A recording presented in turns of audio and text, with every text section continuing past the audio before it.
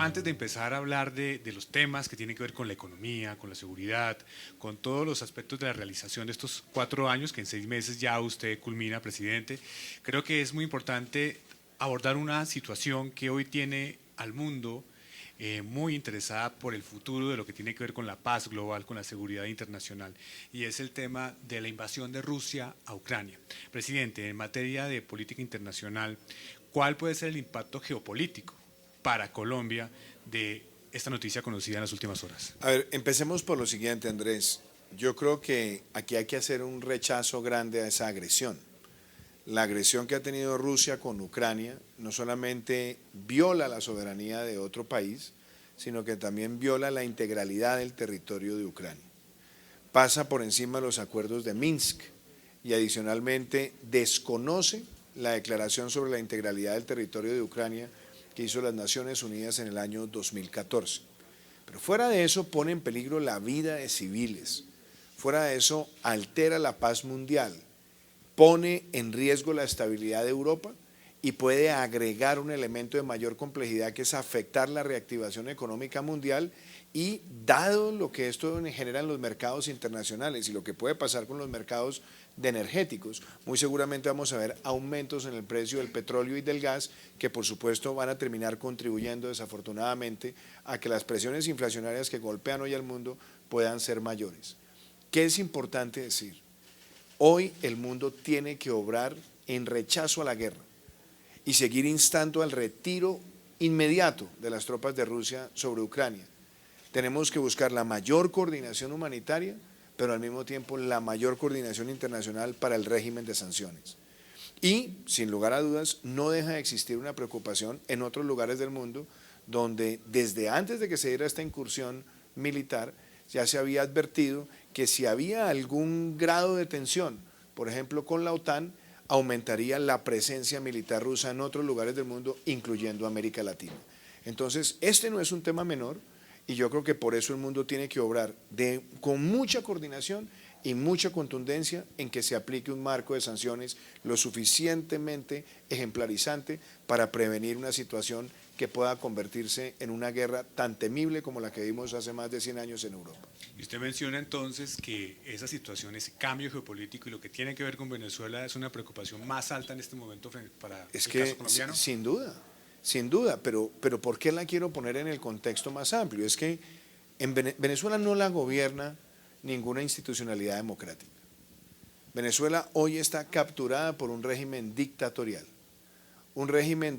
que ha sido rechazado multilateralmente porque hay más de 50 países del mundo que no reconocemos ese régimen dictatorial, pero adicionalmente un régimen que es connivente con el terrorismo, que protege en su territorio a terroristas colombianos.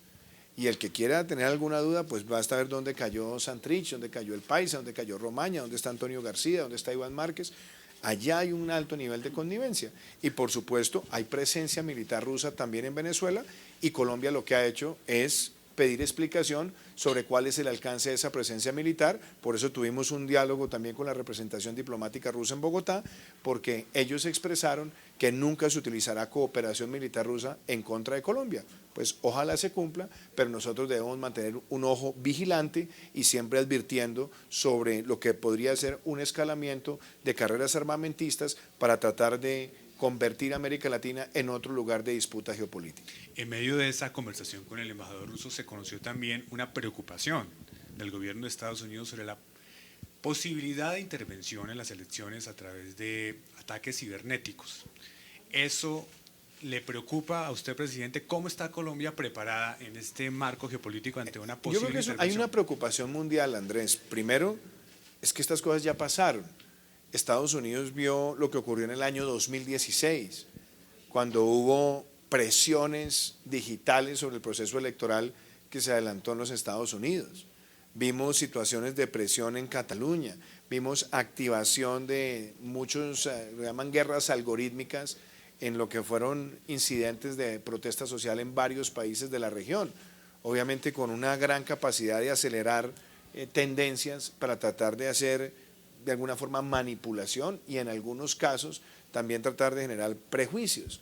Entonces todo esto es real, pero adicionalmente tenemos que ser conscientes que hay amenazas de ciberseguridad en el mundo que se tienen que abordar. Colombia afortunadamente ha venido tomando acciones desde hace ya varios años. Nosotros lanzamos un marco de política pública de ciberseguridad y hemos aumentado los servidores espejos en la nube, los mecanismos de protección frente a ataques, pero pues no deja de ser una preocupación y yo creo que todos debemos abordarla con seriedad, y el hecho que Estados Unidos también lo haya advertido en su país y frente a países aliados, como es el caso de Colombia, pues nos da la tranquilidad de que vamos a compartir información de inteligencia, de contrainteligencia, para anticipadamente enfrentar cualquier riesgo de un ataque cibernético.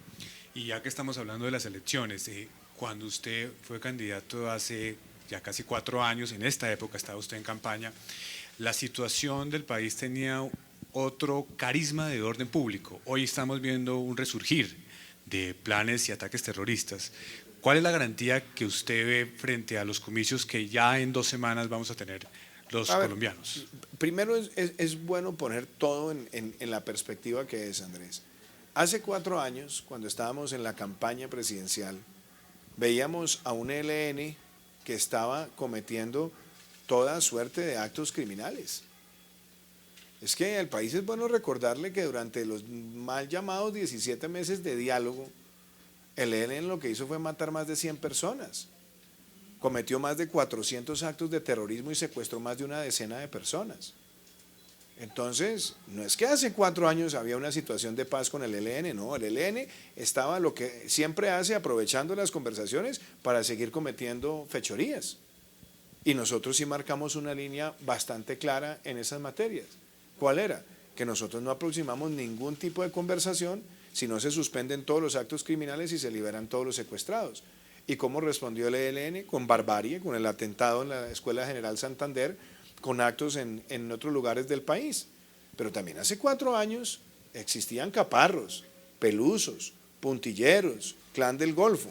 Y una de las cosas que yo quiero también abonar es que hoy los puntilleros no existen, los pelusos no existen y los caparros no existen. Fueron debilitadas esas estructuras y la cadena de mando del clan del Golfo fue afectada como nunca antes. Y de hecho, a pesar de que sabemos que en estas épocas electorales grupos siempre tratan de ejercer presión o de combinar todas las formas de lucha, también es importante mirar en la evidencia que en estos 4 años, desde el punto de vista de la tasa promedio agregada en materia de homicidios y secuestros, hemos registrado los indicadores más bajos en más de 4 décadas. Esto para decir que el país en eso tiene una tendencia, pero sabemos que hay elementos que generan percepción, que tienen que ser enfrentados, y de hecho mientras tenemos esta conversación, hoy se ha adelantado una operación militar contra una estructura del ELN, donde posiblemente cayó uno de los cabecillas más temidos que tenía presencia en Venezuela y que estaba entrando a territorio colombiano. Entonces ahí seguiremos también enfrentando estas situaciones. Y me parece que también hay algo muy importante. Nosotros en estos 4 años, en lo que tiene que ver con la implementación de la paz con legalidad como política pública, tenemos cosas muy buenas también para destacar. El 98% de las personas en reincorporación con acceso a la seguridad social, la política de catastro multipropósito en marcha, 170 municipios PEDET que van a recibir inversiones de más de 3.000 millones de dólares a lo largo de este gobierno y lo que viene para los próximos 3 años. Hemos aumentado toda la política de proyectos productivos colectivos e individuales. Y fuera de eso, estamos llevando a todas estas regiones, estamos hablando de 170 municipios, 11.000 veredas, 6 millones de colombianos, una inversión pública que es no solamente la más alta que hayan recibido, sino que está cerrando brechas sociales. Y eso lo ha reconocido la ONU, lo ha reconocido el Instituto Kroc. Entonces creo que sí, retos de seguridad tenemos, pero también es muy bueno a la luz de los hechos ver lo que Colombia también ha consolidado. Retos de seguridad. Uno muy relacionado con el tema del narcotráfico, que sigue siendo el combustible de la violencia y de estos grupos. Al comienzo de su gobierno estaba la perspectiva de volver a fumigar y estamos a 6 meses y parece que esa posibilidad no está tan cerca como creíamos y ya está bloqueada por la decisión de la Corte. Ustedes acaban, la Agencia Nacional de Defensa de la Nación acaba de interponer un recurso para tratar de buscar la nulidad de esa decisión de la Corte. ¿Por qué, presidente? Primero porque, y de nuevo Andrés, el narcotráfico es el mayor enemigo que tiene nuestro país. El narcotráfico es el combustible de la violencia. A más coca, menos paz. Mire, aquí está el doctor Bedoya, que fue viceministro de Defensa. Hasta el año 2014, Colombia tenía una historia muy importante de éxito desde que empezó el Plan Colombia, donde se combinaban la erradicación y también la aspersión. ¿Cuál es el indicador más contundente? Que Colombia pasó de 188.000 hectáreas de cultivos ilícitos, particularmente de coca, en el año 2000, a menos de 50.000 en el año 2014. Cuando se suspende la aspersión, que no es que fuera la única herramienta, pero una herramienta muy importante, disuasiva, entre 2014 y 2018 pasamos de menos de 50.000 hectáreas a 207.000 hectáreas, que es lo que recibimos nosotros como gobierno.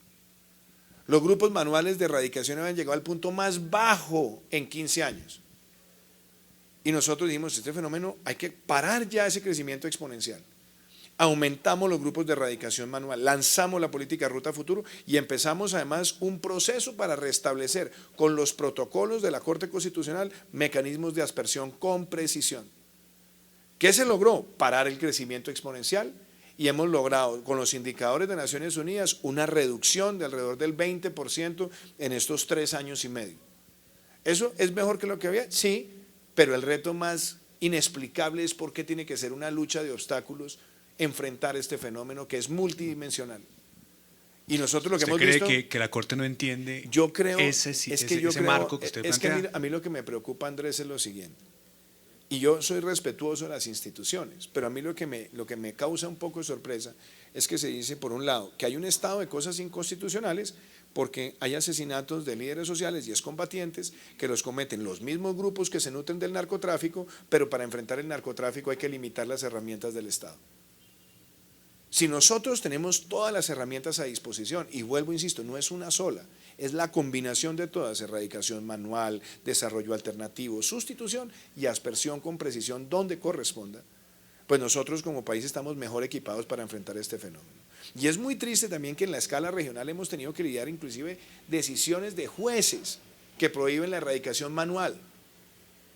Entonces, aquí los colombianos tenemos que partir de una base: no podemos seguir dejando esos cultivos crecer. Y enfrentar esos cultivos requiere esa visión integral, holística y multidimensional. Pero lo que llama la atención es que pareciera que fuera una lucha de obstáculos cada vez que se da un paso para tener mejor equipamiento para enfrentar ese fenómeno. Y fíjese cosas que ha logrado Colombia. Colombia logró el año pasado las mayores incautaciones de droga de su historia: 670 toneladas de clorhidrato de cocaína incautadas. Se destruyeron más de 5.600 laboratorios de procesamiento de alcaloides el año pasado. Y fuera de eso, hemos mantenido un promedio de alrededor de 100.000 hectáreas por año de erradicación manual, en un esfuerzo titánico que requiere un gran desplazamiento de fuerza pública en todo el territorio nacional. Entonces, ¿para qué limitar algo que se puede manejar con mejores protocolos y criterios? Y frente al tema de la acción de nulidad, es porque a mí me parece absurdo que se tenga que hacer consulta previa para enfrentar un delito. Es que no es consulta previa, sino para proteger a las mismas comunidades que se ven afectadas por el poder criminal que tienen muchos de los que están detrás de esos cultivos.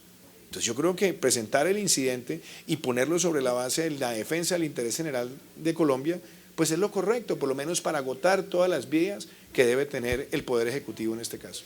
Para seguir con el tema de la seguridad, mencionaba hace unos instantes los golpes a las estructuras criminales, uno de ellos, el Clan del Golfo, la captura por parte de su gobierno de uno de los criminales más buscados, Otoniel, y se anuncia luego de esa captura que su extradición será muy pronto, y hoy tenemos una situación en la cual está pendiente de declaraciones en la justicia. Se señala que no hay un suficiente mecanismo de protección de la justicia alrededor de esa declaración, y hay quienes también advierten que no le interesa a grupos en Colombia que hable Otoniel. ¿Cuál es su comentario frente a todo este tema? Bien, vamos a desagregar todo. Primero, Clan del Golfo. Clan del Golfo lo venimos combatiendo desde que empezó nuestro gobierno. Se adelantaron más de 320 operaciones para capturar o dar de baja a Otoniel desde el momento que yo llegué a la presidencia de la República. Fuimos mutando nuestra estrategia contra el Clan del Golfo y logramos en los 18 meses anteriores a la captura de Otoniel capturar o dar de baja alrededor de unos 14 cabecillas de los terceros, segundos y primeros anillos cercanos a ese cabecilla. De hecho, este gobierno lleva alrededor de 640 extradiciones. En un periodo de 3 años y medio somos uno de los gobiernos que más criminales ha extraditado por narcotráfico. Y aquí se han extraditado varios miembros del Clan del Golfo y de hecho algunos han pretendido también entrar a la Justicia Especial para la Paz, pero me parece que la Justicia Especial para la Paz ha sido muy clara en decir que esa no es una instancia para narcotraficantes ni para criminales ordinarios, además para quienes no son además actores políticos y que no están sujetos o cobijados bajo los principios rectores que le dieron vida a esa jurisdicción. Entonces, ahí claramente tenemos que diferenciar. Otoniel fue capturado en una operación de Colombia, donde también contamos con asistencia internacional, y fue capturado con fines de extradición. Ahora, ¿qué corresponde para esa extradición? Que se surta el trámite en la Corte Suprema de Justicia, ese trámite está andando. Pero sabemos también que este criminal quiere utilizar todo su poder para eludir esa extradición y está tratando con sus abogados de mover todas las intrigas que pueda para que se considere la posibilidad de que entre a la justicia transicional. Y ahora se quiere presentar como un corderito, un alma de Dios, que ha sido además violador de menores, reclutador de niños, asesino de policías, asesino de líderes sociales, uno de los terroristas más peligrosos de nuestra historia, que reviste además un gran peligro para la seguridad nacional, que quiere entonces ahora que tengan un trato prácticamente donde lo dejen expuesto, que tenga capacidad de manipular para tener la posibilidad de fraguar una fuga. Eso no se puede permitir. Ahora, que si las instituciones quieren hablar con él, claro, tienen que hablar con él con los protocolos que se establecen para criminales de esa peligrosidad. Que tomaron un testimonio y que días después en la casa de un funcionario que estuvo en el testimonio se robaron unas grabadoras o se entraron a la casa. A ver, primero, eso lo está investigando la Fiscalía, que es la que le corresponde hacer esa investigación. Pero lo otro que a mí me parece es, claro que yo condeno eso, en la casa de él y en la casa de cualquier colombiano. Pero yo me hago una pregunta también, ¿por qué información sensible de seguridad nacional, de interés judicial, termina en la casa de un funcionario? Un funcionario no puede convertir la casa en una oficina paralela donde no tienen nada más los protocolos de seguridad para manejar información que sea sensible, sea de la Comisión de la Verdad, sea de las Cortes, sea del Gobierno Nacional. Los protocolos de manejo de esa información implican que si esa información es sensible, debe tener unos protocolos de custodia en la institucionalidad para justamente prevenir cualquier riesgo de hurto. Y yo creo que esa es una respuesta que también la tienen que dar ellos. A mí no, se la tendrán que dar también a quienes investiguen. Y se tendrá que saber quién fue el que se metió al apartamento a robar y para qué se metió al apartamento a robar. Y esa investigación la tiene que conducir la Fiscalía. Pero las garantías existen, pero esas garantías se tendrán que adelantar bajo los protocolos estrictos de la amenaza que representa para Colombia un criminal de esa ralea. Presidente, pasemos a la economía. Usted ha tenido unas cifras que han sido históricas, cierra el país el año 2021 con un crecimiento sin antecedentes, pero también hay retos. ¿Cuál es para usted el diagnóstico del estado de la nación en la economía que deja usted para su sucesor? Siempre es bueno mirar el contexto del cuatrenio, sobre todo cuando llevamos 2 años enfrentando una pandemia.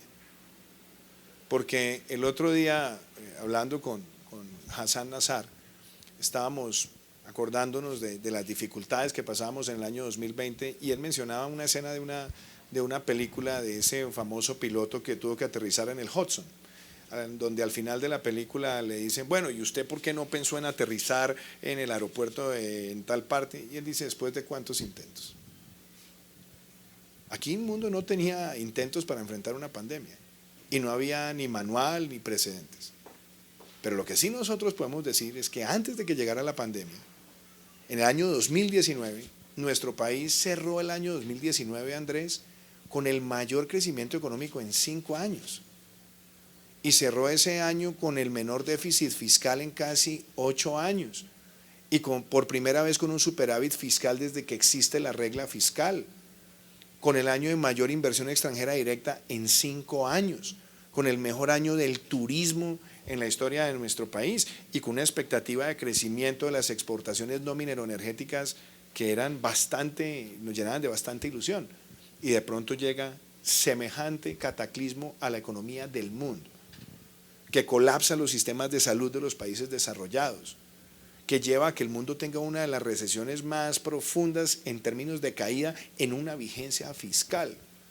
Y nosotros, como Colombia, respondimos en la salud duplicando las unidades de cuidado intensivo, duplicando la capacidad de hacer procesamiento de pruebas, lanzando la iniciativa PRAS, creando el sistema de disponibilidad de camas UCI en todo el país para que nadie se quedara atrás, multiplicando la telemedicina y fuera de eso lanzando un plan nacional de vacunación gratuito, masivo, seguro, sin precedentes en Colombia, que hoy ya está próximo a llegar al 70% con doble dosis, supera el 80% con una dosis y vamos casi que por 9 millones de colombianos con dosis de refuerzo.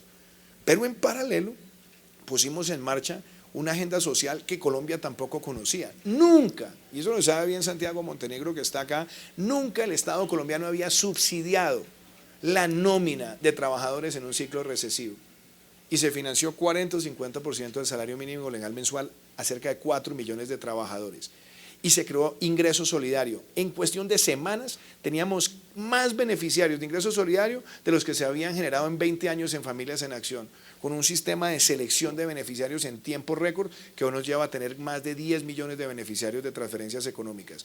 Y se puso en marcha Compromiso por Colombia, que es el New Deal colombiano para acelerar la inversión y poner la economía a crecer. Trabajando todos estos esfuerzos, ¿a dónde llega Colombia? Que en el año 2021 haya sido la economía que más creció en la OCDE, es la demostración que las decisiones que se tomaron antes de la pandemia, de bajar la carga tributaria al sector privado, de dinamizar la inversión, trajeron unos resultados que son muy positivos. Y hoy Colombia se proyecta como la economía de mayor crecimiento este año en América Latina, acompañada por dos cosas. Aquí está el doctor Bedoya. Colombia logró las mayores exportaciones agrícolas de su historia el año pasado. Colombia cerró el año pasado con las mayores ventas de vivienda de su historia, principalmente jalonadas por las ventas de vivienda de interés social, donde el 61% de los beneficiarios de los subsidios eran personas con menos de 2 salarios mínimos de ingreso. Y en paralelo, la mayor entrega de kilómetros en un gobierno que superará los 3.700 kilómetros, es decir, se harán en este gobierno entregados e inaugurados el mismo número de segundas calzadas, dobles calzadas y terceros carriles que en los primeros 25 años de concesiones en nuestro país. Conclusión de todo esto, Colombia ha mostrado su resiliencia. ¿Cuáles son los dos retos grandes que tenemos ahora? Un reto global, la inflación. La inflación no es un tema endógeno, es un tema que viene de afuera, no se ha logrado equilibrar el sistema logístico internacional, la disponibilidad de contenedores, y eso a mi modo de ver pone un reto muy complejo sobre los bancos centrales, que no lo estoy diciendo yo, lo dijo Cristalina Georgieva, la directora gerente del Fondo Monetario Internacional. Hoy, pretender que los bancos centrales controlen un fenómeno global de inflación puede conducir a que se aumenten mucho las tasas, no se controle la inflación y disminuya la expectativa sustancialmente en términos de crecimiento. Entonces, esa finura, que no es invadir la independencia de nadie, sino entender la complejidad de esto, para mí es el reto más grande. Y lo otro, claro, el déficit se subió, la deuda se subió, en el mundo entero para enfrentar un fenómeno como este. Pero como lo dijo también la OCDE, hoy Colombia tiene una tendencia decreciente frente al déficit y frente a la deuda, validada en algo muy importante. El recaudo que registró Colombia en el 2021 es verdaderamente extraordinario. ¿Qué debemos hacer? Capaces de seguir mejorando esa senda fiscal sin cometer un error. Y es que el próximo gobierno se vaya por la fácil, que es volver a ponerle más carga al sector privado, donde puede dañar el mercado laboral y puede dañar la inversión. Y cierro con esto. ¿Por qué me preocupa eso? En estos 3 años y medio, la inversión extranjera directa no mineroenergética ha crecido 192%.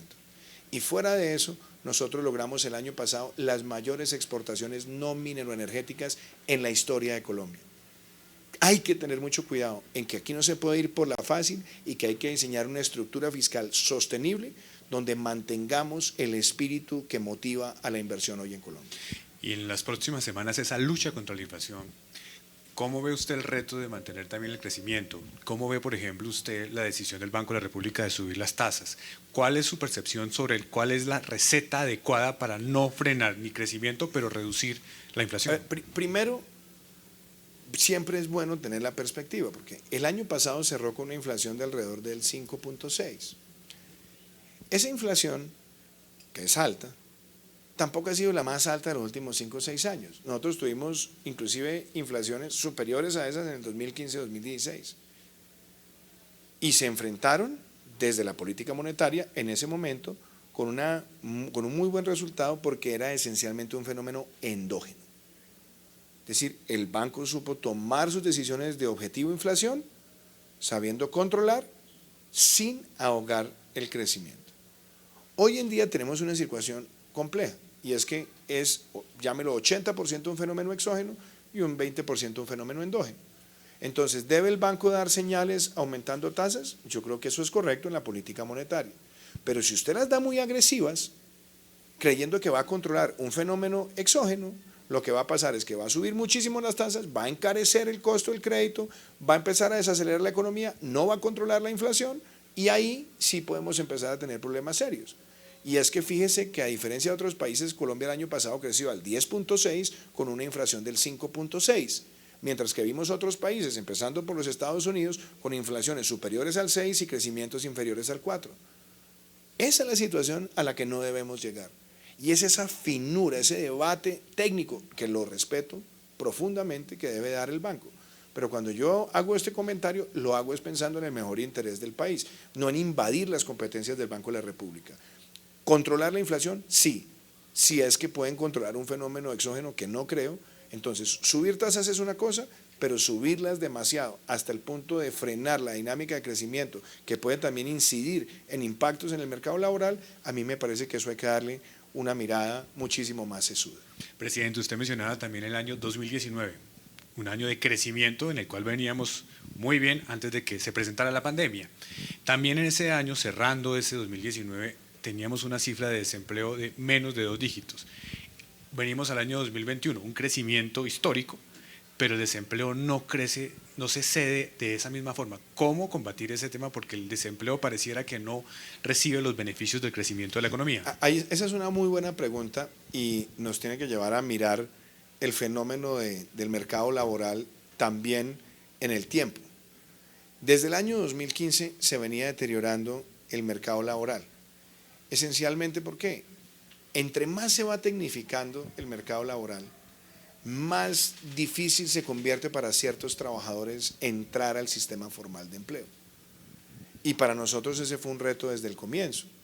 Sin duda, el año 2019 yo no quedé para nada contento con la cifra del cierre, y obviamente mirábamos hacia el año 2020 con la expectativa de llevar esa cifra nuevamente a donde estaba antes de que nosotros llegáramos a la presidencia. De hecho, si usted ve el crecimiento de enero y febrero del 2020 fueron crecimientos por encima del 4, y muy seguramente hubiéramos crecido ese año por encima del 5 si no hubiéramos tenido que enfrentar la pandemia. Hoy, y hay dos cosas que me llaman la atención. Una, que la conocen muy bien los fondos de pensión, y es que si usted mira hoy, óigame esto que le voy a decir, Andrés, si usted hoy dice, oiga, muéstreme el número de colombianos afiliados a la seguridad social, a los fondos de pensión y a la seguridad social, y compárelo con el número de afiliados que teníamos en diciembre del 2019, hoy hay más personas en el sistema de seguridad social. ¿Eso qué quiere decir? Que ha aumentado en algo la formalización. Pero el otro reto, que es el que a mí más me intriga, es que tenemos que corregir donde está el gran foco de desempleo en Colombia, que es el desempleo de jóvenes y particularmente mujeres jóvenes. Si usted le dijera a alguien, dibújeme un desempleado colombiano con el perfil que tenemos estadístico, estaría dibujando una mujer entre 18 y 28 años. Lanzamos el año pasado esa política de Estado de subsidiar el 25% para quien contrate jóvenes entre 18 y 28 años, y mire una cifra, cerramos el año 2021 en casi 300.000 personas que se han acogido a ese beneficio. Mi meta, ¿cuál es? Que podamos casi que duplicar esa cifra en este primer semestre del año. No es fácil, pero el incentivo está ahí, se requiere también un compromiso del sector privado, y yo creo que eso nos puede ir ayudando no solamente a formalizar, sino a ir enfrentando el desempleo juvenil. Y cierro también con un mensaje que no deja de ser del todo optimista, y es, hoy hemos recuperado más del 80% de los puestos perdidos. En un sector, por ejemplo, como el de las industrias creativas, se recuperó el 100% de los empleos perdidos. Hoy tenemos que llegar a cerrar ese milloncito que nos falta de los casi 6 millones de empleos que perdimos por cuenta de la pandemia, y estoy seguro que con esta combinación de políticas públicas y sin que se encarezca mucho el costo de financiamiento empresarial, y por eso hay que tener cuidado en el tema de control de la inflación con aumentos de tasas, yo creo que nosotros podríamos llegar a recuperar ese 100% de los empleos perdidos en el 2020 con la ayuda de Dios, finalizando el primer semestre del 2022.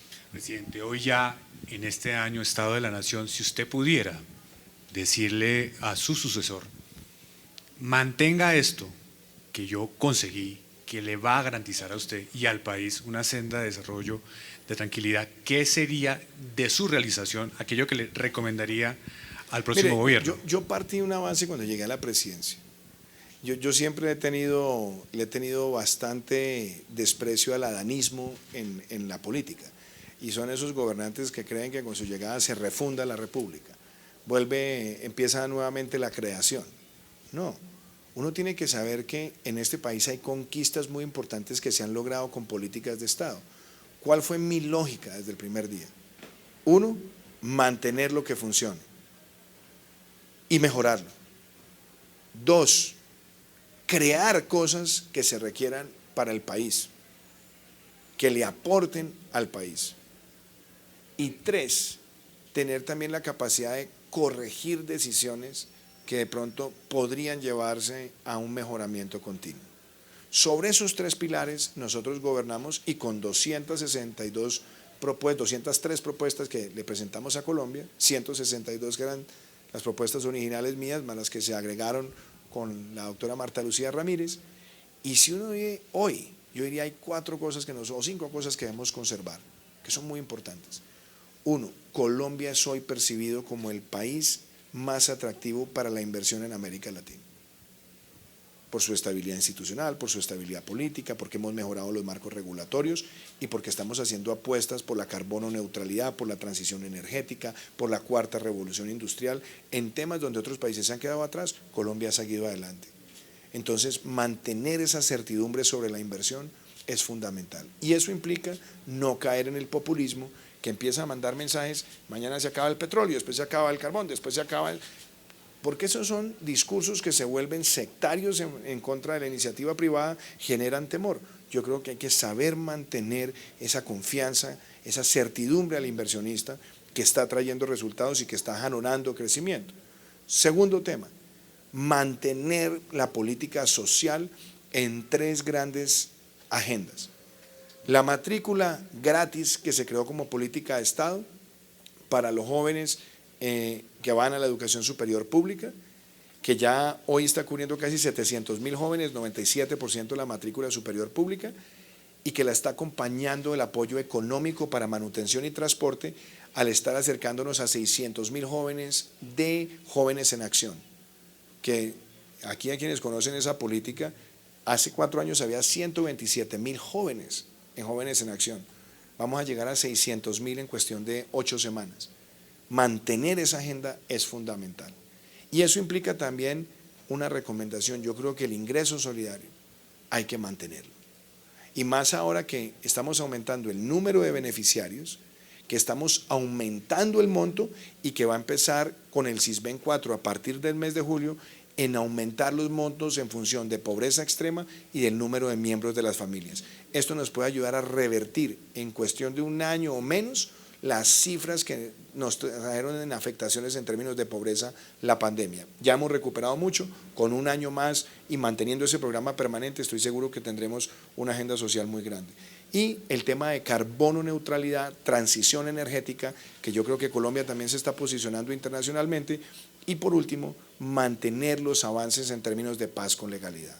Porque aquí se ha hecho una inversión histórica en los PEDET, se cerraron 14 PEDET para llegar a los 16, hay una agenda de catastro multipropósito en curso, tenemos unos proyectos productivos colectivos en las regiones y adicionalmente estamos incorporando con la agricultura por contrato a cerca de 300.000 pequeños productores en todo el país, pero también es un mensaje a esa ruralidad que quiere más crédito, más seguro y que ya mostró que puede llegar al mayor nivel de exportaciones del sector históricamente.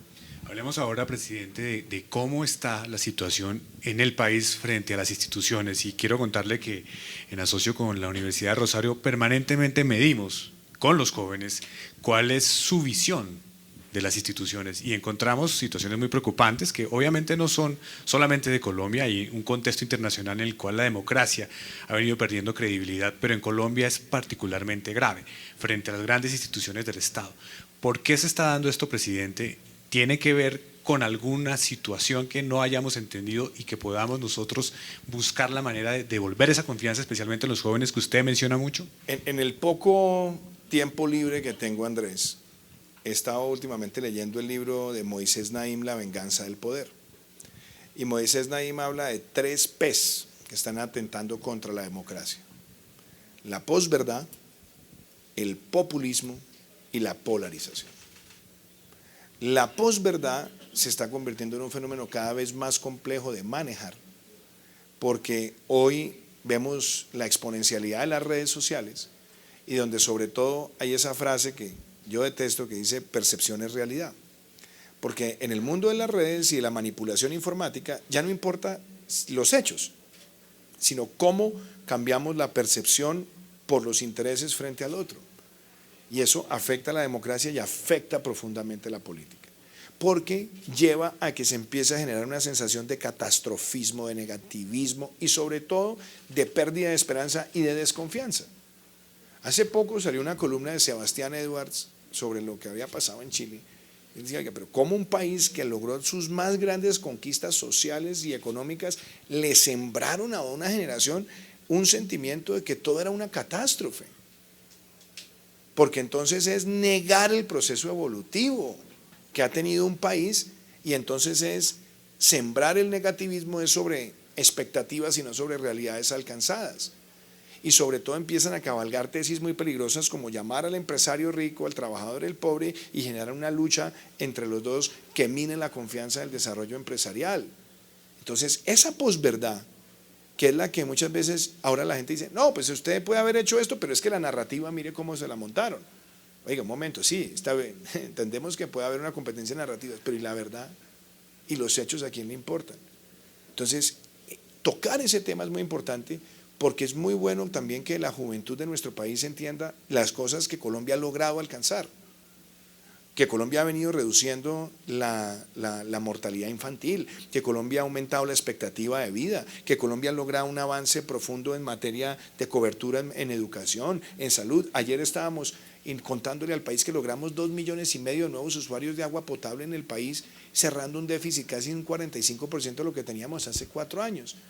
Poder contar esas evoluciones que son de país es fundamental y a mí sí me preocupa que se siembra constantemente en esa posverdad un daño tremendo y que después le agrega el populismo, la solución fácil y soluciones que pueden generar aplausos hoy. Acaben el petróleo, dejemos de explorar. Ok, y entonces se pierde la principal fuente de regalías, la principal fuente de empleos, la principal fuente de divisas, la mayor fuente de capitalización del mercado bursátil y fuera de eso, entonces si dejamos de explorar, el galón de gasolina pasa a 20,000 pesos y el gas se triplica y eso no genera más inflación.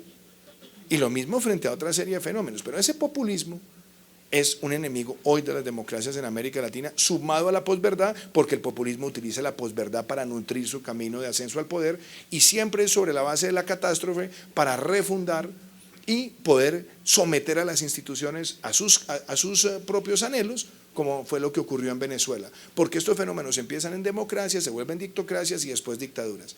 Y el otro fenómeno es la polarización. La posverdad y el populismo necesitan polarizar, necesitan decir quién es el enemigo, quién es el malo, y entonces van generando fracturas en la sociedad. Colombia hasta ahora ha sido un país que no se ha dejado llevar a esa captura de esas 3 P's. Y muchas personas piensan que las democracias están ganadas, que nadie las cuestiona. Las democracias son amenazadas y han sido amenazadas en Europa y han sido amenazadas hoy en América Latina y son esos mismos 3 fenómenos de polarización, radicalismo, posverdad y sembrar el sentimiento negativo para que se pertreche en el odio que se genera un espacio donde la fractura y escoger un bando de barras bravas es lo que lleva a que unos asciendan al poder. ¿Y eso va ganando hoy en Colombia, presidente? No, yo creo que no, porque yo valoro una cosa, Colombia ha sido un país que ha tenido democracia y uno puede tener acuerdos y desacuerdos, pero Colombia hoy lo que ve es que hay una gran multiplicidad de candidaturas que tienen contenido, que tienen trayectoria y que entienden que la institucionalidad que Colombia ha construido no la podemos feriar. Permitir que en Colombia crezca un discurso de fractura institucional sería borrar lo que Colombia ha hecho en 200 años de vida republicana y que hoy le merece el gran respeto en el mundo, a pesar de nuestros problemas. ¿Por qué se reconoce la resiliencia de Colombia? Porque Colombia ha hecho todos esos grandes cambios en democracia, con transiciones ordenadas y por supuesto también valorando que nunca había una captura de las instituciones por parte de un solo poder público. Mencionaba usted ahora el caso de Chile, que está viviendo unos cambios políticos procedentes de unas protestas lideradas por los jóvenes. En el caso colombiano, presidente, esas protestas que ya van a cumplir un año, que fueron muy duras, que fueron bastante distintas a las que habíamos visto, por lo menos en épocas recientes en nuestro país, ¿fueron el momento más duro de su gobierno? Uno de los más duros, pero más que por las protestas, Andrés, porque yo creo que la protesta pacífica es una cosa, fue por el ataque sistemático que se trató de hacer contra el aparato productivo, social y económico de Colombia. Esos bloqueos que se querían instaurar en Colombia eran una amenaza para el país, para ese momento y para siempre. Inclusive en los momentos más difíciles, cuando tuve la posibilidad de hablar con algunos detractores, yo les decía, mire, olvídese que esto no es Iván Duque. Dejar que ese precedente empiece en Colombia es dejar convertir las vías de hecho en el mecanismo de intimidación institucional, y eso no puede ser, porque es permitir la violación de los derechos de todos para tratar de argumentar causas. Y algo que yo quiero valorar, se hizo un ejercicio de diálogo con uno de los sectores a los cuales entendimos su voz y que quizás a mí siempre me trae una reflexión. Hicimos mucho para enfrentar la pandemia en el 2020, pero quizás nos faltó en ese mismo año llegar un poco más a ese diálogo de corazón a corazón con muchos jóvenes que eran los que más estaban sufriendo. Y quizás, no trato de justificar, eso puede ser una falla, pero nos dimos cuenta que ahí había que haber tenido de pronto esa proximidad para entender cuál era ese sufrimiento de la juventud. Y valoro algo, que en medio de la crisis logramos construir un pacto con la juventud, que hoy tiene su documento COMPES, su asignación presupuestal, que tiene la inversión en los temas que eran más prioritarios, educación, salud, empleo, emprendimiento, pero además con un hito en la democracia del mundo, la elección de los consejos municipales de juventud en Colombia, donde sin tener recursos de publicidad, sin tener la movilización tradicional de los procesos democráticos, sin tener los alicientes e incentivos que tienen las elecciones democráticas, donde está en juego poder real de decisión en muchas áreas, aquí salieron más de 1 millón de jóvenes a las urnas a elegir en todos los municipios de Colombia sus representantes. Ese para mí es una demostración de que en democracia se pueden alcanzar mejores cosas, y ahora tenemos que rodear esos consejos de juventud para que participen activamente en la formulación de políticas públicas, y ahí empecemos nosotros a ver una gran incubadora de liderazgo que yo lo veo con ilusión.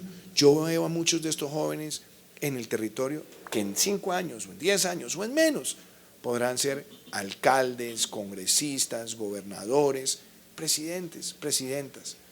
Pero esa oportunidad de mostrar de que en democracia, con propuestas, se puede alcanzar más, yo creo que también es algo que hoy Colombia tiene que resaltar como una de las lecciones que nos dejó esa situación de tensión.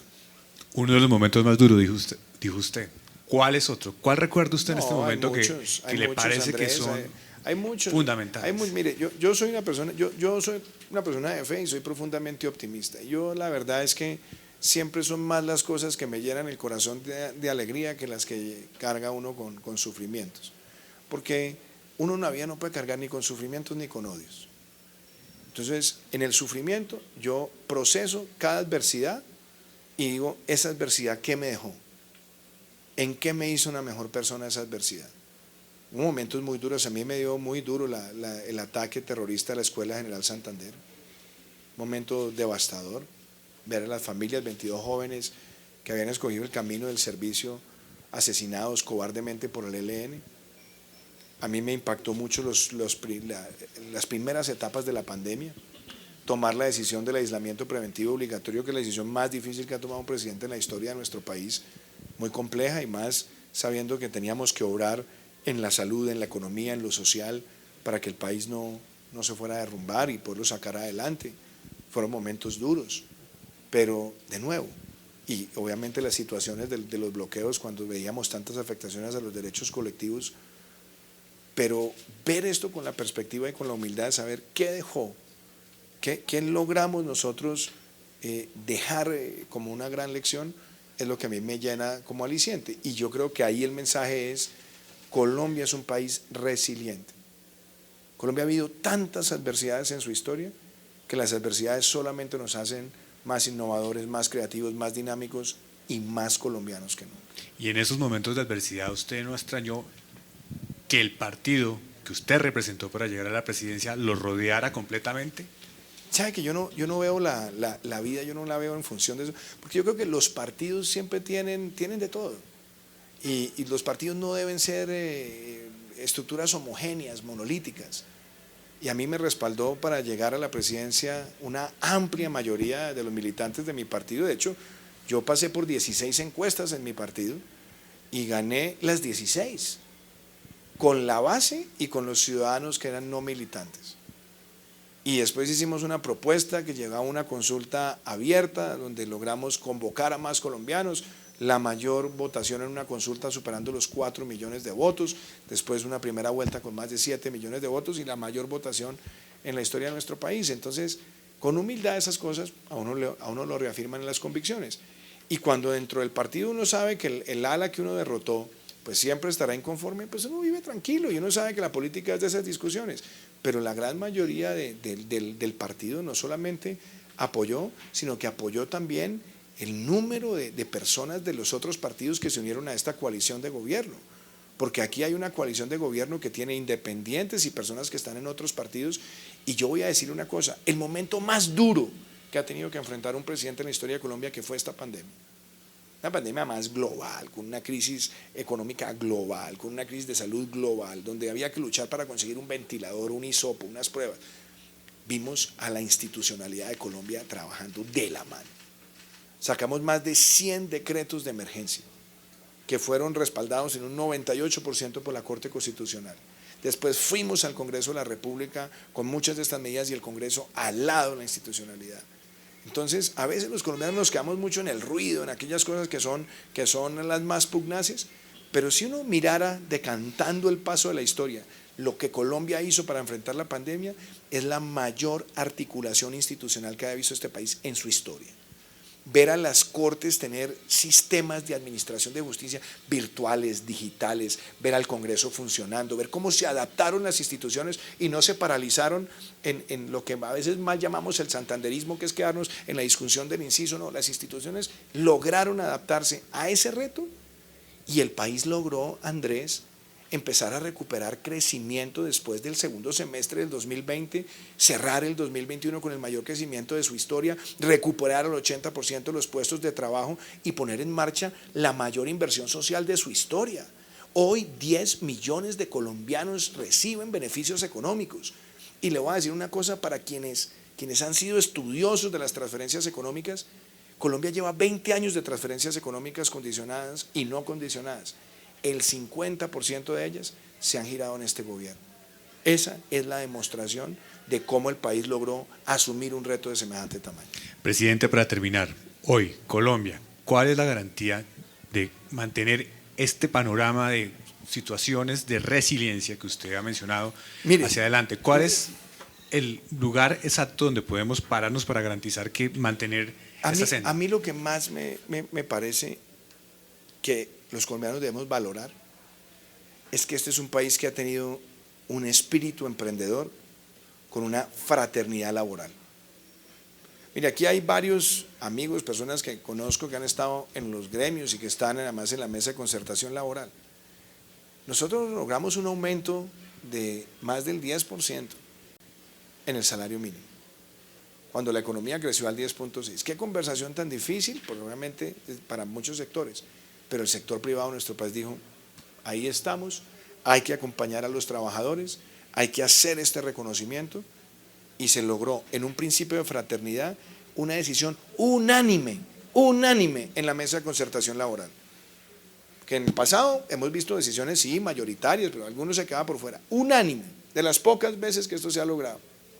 Y se ha logrado también cuando el sector privado el año pasado dijo: mire, tenemos que enfrentar la pandemia, también apoyamos una reforma fiscal y social que nos permita darle certezas al país. Eso tenemos que valorarlo. Entonces, ¿qué es lo que no se puede perder en este país? Por un lado, la defensa de la libertad económica.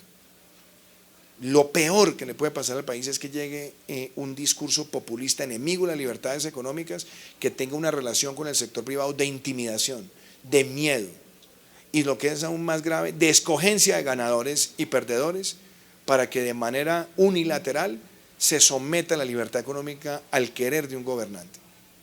Porque a nadie lo eligen gobernante para hacer lo que se le dé la gana ni para imponerle su criterio a nadie, sino para desarrollar sus propuestas en el marco de la estabilidad institucional de una nación.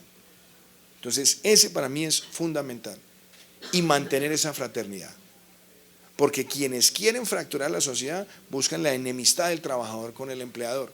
Y eso tampoco puede ocurrir en nuestro país. Si Colombia mantiene la estabilidad regulatoria en sus instituciones y valora al sector privado como motor de la mano con los trabajadores, yo creo que Colombia no solamente va a seguir una senda positiva y de reactivación y de recuperación, sino que Colombia se va a seguir posicionando como el lugar más estable y más atractivo de América Latina. Hoy vemos las incertidumbres de muchos países, las fragilidades de muchos países. A mí me ha tocado en un país tener 4 presidentes, lo que hace que yo esté en la presidencia. En un solo país. Y así hemos visto muchos procesos de fractura. Colombia hoy tiene ese tesoro y ese tesoro hay que cuidarlo y ese tesoro no se cuida solo. Se requieren discursos firmes, contundentes, basados en hechos para enfrentar esas amenazas que están en el espectro político. Presidente, muchas gracias. Les pido un aplauso de agradecimiento, por favor.